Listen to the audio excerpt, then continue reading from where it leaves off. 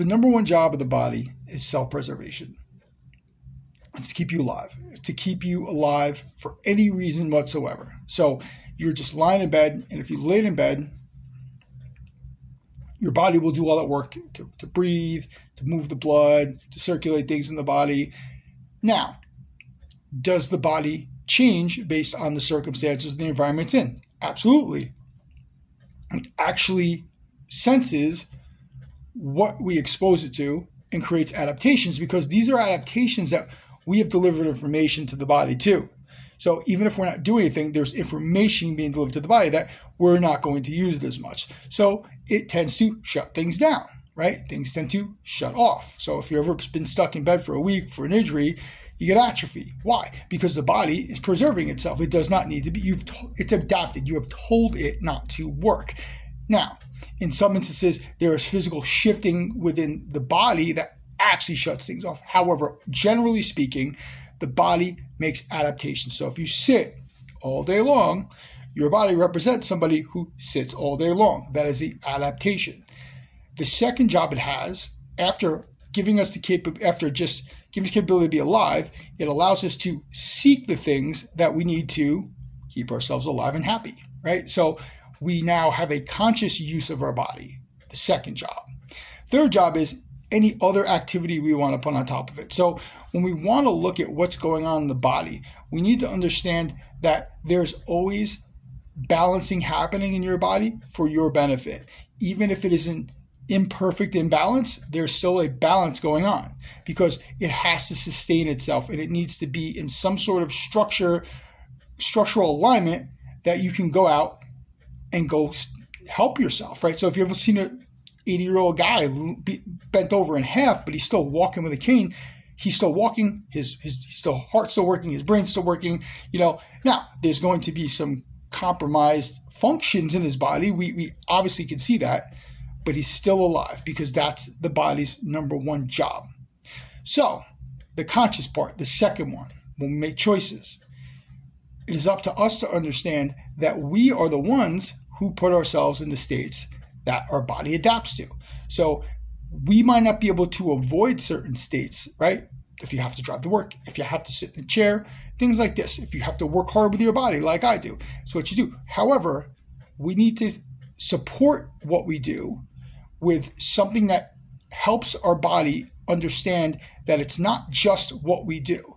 It's just what we're doing at the time. So we need to reset ourselves in a sense. So whether it's just getting up and walking around, it's just basic stretching at your desk. Even on the plane, I go in the back of the plane and do a little bit of quick yoga by the bathroom, where nobody is, And it may not be the cure-all at the moment, but things accumulate. And so as you do this day in, day out, and you sit day in, day out, your body's making adaptations. And so now when you get up and move, it doesn't move the way you want to. And we have to reverse all that out. We have to readapt the body and reintegrate it. And so when we build patterns on top of old patterns, we're not actually eliminating the initial adaptations of the body. We're just building on top, just like it would do all by itself, even without our own input. So like if we didn't have a single input if we were just blindly moving through life, we didn't tell ourselves to do anything, the body will adjust. It always does, right? It's not going to adjust in our favor because it's always going to be in our favorite range of motion that we do more times than not. So my point is that we leave a lot to the body just to take care of itself because in fact, it'll keep us alive and it'll heal and do things without us actually doing anything physically or making the decision. It's designed that way. However, we have to leave that mentality and move into one of intention setting for the things that we want with our bodies. Because the truth is this, if you're not physically fit the way you'd like to be, it's because you chose not to do the work that's necessary. Now, you might not have the right information. However, when we receive the wrong information, what we should consciously choose is to go look for the right information or continue to cultivate our practice until the things that we need become more synergistic and actually show the result that we want. We have to understand that although we could arguably live off anything, right? We're eating all this stuff. It's not good for us. And it's shortening people's lifespan. It's interfering with their health.